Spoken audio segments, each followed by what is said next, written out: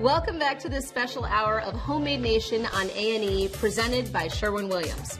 We're kicking off our painting palooza with a bold take on the ombre trend.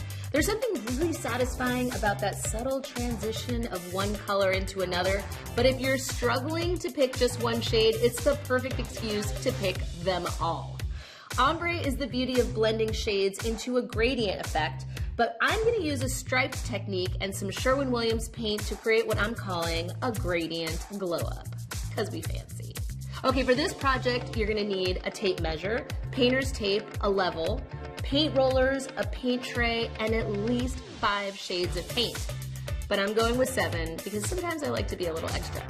The first step is to choose a main paint color, which will be our darkest shade on your wall, and then you're going to fade it down to the lightest on the other side. So this wall's already been painted with our Sherwin-Williams Extra White, and that's our base.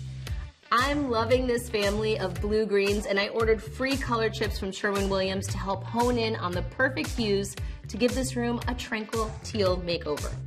We're starting with Oceanside from Sherwin-Williams. It's a really dark, saturated blue that's fun but has kind of a soothing calm. I'm using Sherwin-Williams Emerald Interior Paint, which is a premium paint and primer in one. It covers even the darkest colors for a beautiful finish and stunning results in fewer coats.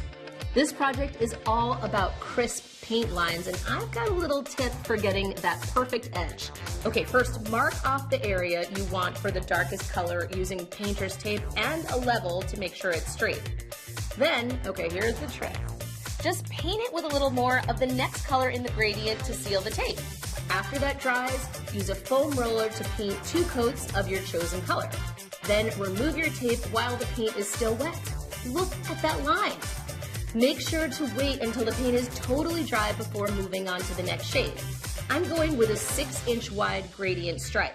Then paint the second stripe next to the darkest shade and you'll start to see the gradient effect working its magic. From there, just dry, tape, and repeat. It's entirely up to you how many different shades and stripes you want to use. And there you have it, a subtle yet eye-catching way to transform a plain wall into a space you'll adore.